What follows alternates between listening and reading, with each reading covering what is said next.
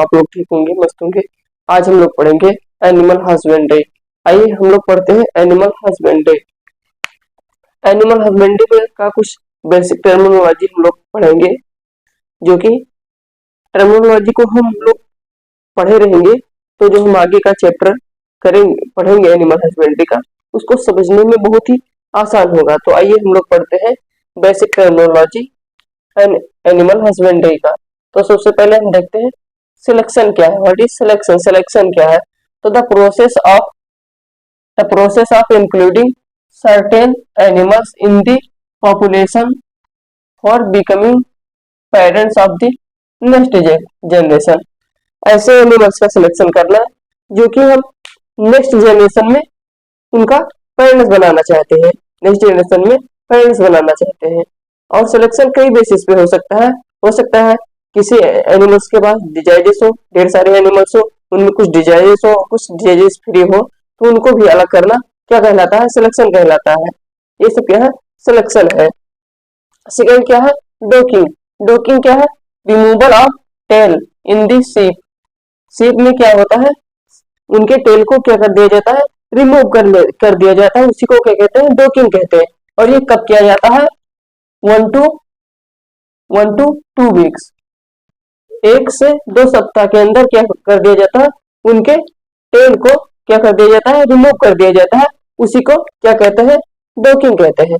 Ship के tell को 1 से 2 हफ्ता में रिमूव कर दिया जाता है, उसी को क्या कहते हैं? डोकिंग कहते हैं।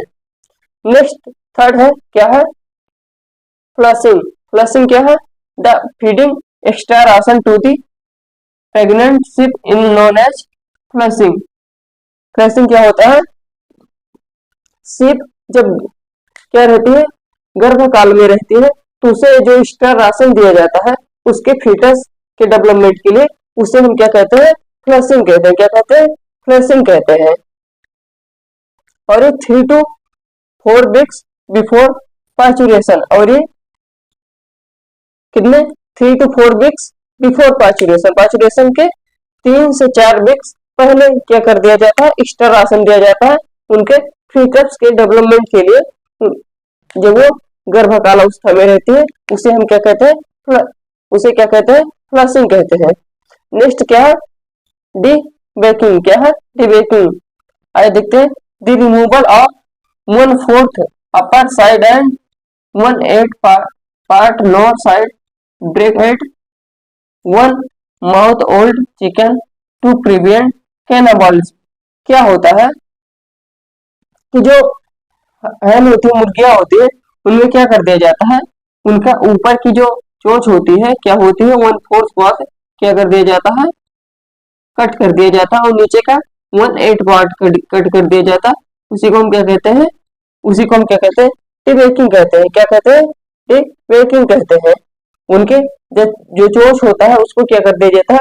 1/4 पार्ट ऊपर का कट कर दिया जाता है, नीचे का 1/8 पार्ट कट कर दिया जाता है। उसी को हम क्या कहते हैं? टीबेकिंग करते हैं। ये क्यों करते हैं? क्योंकि वो आपस टू प्रिवेंट कैनाबलिज्म, कैनाबलिज्म को रोकने के लिए। वो क्या होता है? मुर्गियां आपस में क्या करती है? एबनॉर्मल एक्टिविटीज करती है, आपस में क्या करती है? लड़ती है, जिसके कारण से क्या हो जाता है? एक दूसरे का अपन क्या करती है? उधेड़ देती है और चोंच मार मार के क्या कर देती है? घायल कर देती है। उसी को क्या कहते हैं? कैनाबलिज्म। तो उसी को रोकने के लिए क्या किया जाता है? डिबेकिंग कर दिया जाता है। और कैनाबलिज्म को रोकने के लिए क्या किया जाता है? सोडियम क्लोराइड का क्या कर दिया जाता है? दिया जाता है। सोडियम क्लोराइड को भी दिया जाता है, पूर्ति किया जाता है। उससे भी क्या करती है? प्रिवेंट किया जा सकता है। अब आइए नेक्स्ट देखते हैं कैनाबॉलिज्म। क्या है? कैनाबॉलिज्म है। It is abnormal behaviour. ये क्या है? एबनॉर्मल बिहेवियर है in involve two chicken pecking at the skin और कंप्लीटली रिमूव। ये क्या कर देती है? स्किन पे पिक करती है या थन मारती है, कंप्लीटली रिमूव, और उसको क्या कर देती है? रिमूव कर देती है। And the feathers of the other bird. और दूसरी हैंड की क्या करती है? आपस में फीदर्स को क्या करती है? रिमूव कर देती है। ड्यू टू ये किस कारण से होता है? सोडियम क्लोराइड की कमी से क्या कर देती है? आपस में चोंच मारती है, कैनाबाइज करती है और फिर रस को रिमूव कर देते हैं, जिसके घायल हो जाते हैं। इसको रोकने के लिए सोडियम क्लोराइड की यूज की जाती है और इनकी चोंच को क्या कर दिया जाता है, कट कर दिया जाता है। ऊपर का वन फोर्थ पार्ट को कट कर दिया जाता है और नीचे का चोंच कितना कट कर दिया जाता है, 1/8 पार्ट को कट कर दिया जाता है। जैसे ये ऐसे क्या कर दिया था, कट कर दिया जाता है।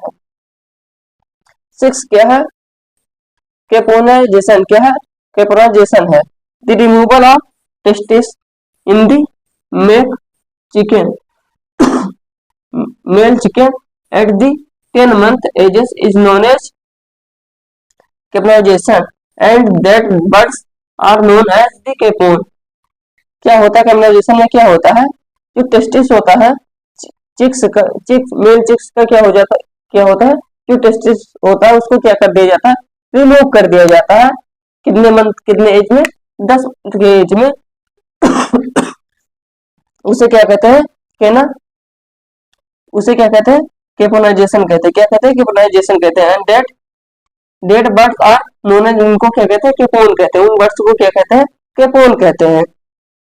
और ये किस पर्पज के लिए किया जाता है, मीट प्रोडक्शन के लिए। इसके लिए मीट प्रोडक्शन के लिए क्या कर दिया जाता है, उनके टेस्टिस को रिमूव कर दिया जाता है, जिससे क्या हो जाता है, उनकी जो ऊर्जा होती है, जो शक्ति होती है, किसके सॉरी, उनकी जो ऊर्जा होती है उसको जो स्पर्म बनाने में लगती है, वो क्या किसमें लग जाती है, मीट प्रोडक्शन में लग जाती है। उसी को हम क्या कहते हैं, कहना, सॉरी, उसे क्या कहते हैं, कैपोनाइजेशन कहते हैं। और किस पर्पज से करते हैं, मीट प्रोडक्शन की, मीट प्रोडक्शन के लिए करते हैं। 7 क्या है, down cover the period of the 15 days period to the calving estimation period से 15 दिन का पहले, मीन्स कोई काऊ है भैंस, उसके ब्यात के 15 दिन के पहले को हम क्या कहते हैं, डाउन कवर कहते हैं। क्या कहते हैं, डाउन कवर कहते हैं। ये क्यों इसके लिए स्पेशल टर्म यूज करना पड़ा, क्योंकि उनका जो शरीर होता है किसके लिए, गेस्टिनेशन के लिए रेडी होता है। 15 डेज पहले क्या होता है, रेडी होता है। उनका क्या होता है, फीटस डेवलपमेंट होता है एंड फिजिकल अपीयरेंस में कुछ चेंजेस आता है, उसके लिए क्या यूज करते हैं, डाउन कवर वर्ड का यूज करते हैं। क्वेश्चन 8 क्या है, नेक्स्ट क्या है, बॉयलर क्या होता है, the poultry specially राइज्ड for the meat production. ऐसा पोल्ट्री जिसको स्पेशली किसके लिए राइज्ड किया जाता है, मीट प्रोडक्शन के लिए, इज नोन एज बॉयलर। उसे क्या कहते हैं, बॉयलर कहते हैं। And perfect age 6 to 8 week. Perfect age क्या होता है इनके लिए, 6 to 8 वीक होता है। एंड बॉडी वेट कितना होता है, 6 वीक्स में लगभग 1.5 kg होता है। कितना होता है, 1.5 kg होता है। सेकंड क्या है, 9th क्या है, रोस्टर क्या है, ए यंग चिक बट हेवियर देन बॉयलर। ये जो बॉयलर आपने देखा है, इनसे क्या होती है, हेवियर होती है। उन्हें क्या कहता है, रोस्टर। इनको भी क्या करने के लिए, मीट प्रोडक्शन के लिए ही क्या किया जाता है, ट्राई किया जाता है। स्पेशली इनको भी मीट प्रोडक्शन के लिए क्या किया जाता है, पाला जाता है। वो हम क्या कहते हैं, रोस्टर कहते हैं। बस इसमें केवल फर्क कितना होता है, ये 6 to 8 वीक होता है की होती है और ये 6 वीक से ज्यादा की होती है। कितना होती है, 6 वीक से ज्यादा की होती है। ये यंग चिक बट हेवियर देन बॉयलर से बड़ी होती है, हेवियर होती है। 10th क्या है, ग्रूमिंग क्या है, grooming it done with the brush to the increase the blood circulation in the body of the animal and cleaning the hair and body to the animal. ये ग्रूमिंग क्या होता है, ये एनिमल्स की जो बॉडी होती है उसको ब्रश से क्या करने के लिए, ब्लड सर्कुलेशन के लिए एंड उनके हेयर को क्लीन करने के लिए और हेयर क्लीनिंग के लिए and the body of animals, उनको बॉडी को क्लीन करने के लिए, ये सब क्या करने के लिए इन सबको करने के लिए क्या किया जाता है, ग्रूमिंग किया जाता है। क्या किया जाता है? ग्रूमिंग किया जाता है। किससे? ब्रश से। उसी को हम क्या कहते हैं? ग्रूमिंग कहते हैं। It is done with the brush increases the blood circulation, blood circulation के लिए in the body and animals and cleaning, और उनका एनिमल्स की बॉडी को क्या करने के लिए? क्लीन करने के लिए, and hair and body of animals, और उनके जो हेयर रहते हैं उनको भी क्लीन करने के लिए क्या किया जाता है? प्रूनिंग किया जाता है। उसी को ब्रश से उसी को क्या कहते हैं? प्रूनिंग कहते हैं।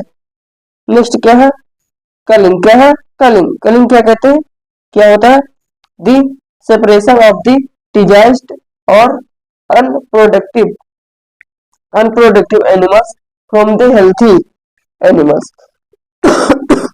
ऐसे एनिमल्स को सेपरेट कर देना, अलग कर देना, डिजाइजेस एनिमल्स को और अनप्रोडक्टिव एनिमल्स को, उन्हीं को हम क्या कहते हैं? कलिंग कहते हैं। हेल्थी एनिमल्स में से अलग कर देना किसको? डिजाइज एनिमल्स को, और अनप्रोडक्टिव एनिमल्स को अलग करना क्या कर रहता है? कलिंग कहलाता है। ये आपका एनिमल हस्बेंड्री का बेसिक टर्मिनोलॉजी रहा। अगर आपको अच्छा लगता है ये वीडियो तो लाइक कमेंट शेयर है, सब्सक्राइब चैनल को जरूर करें, और आगे इसका लक्ष्य चाहिए तो कमेंट बॉक्स में हमें कृपया जरूर बताएं।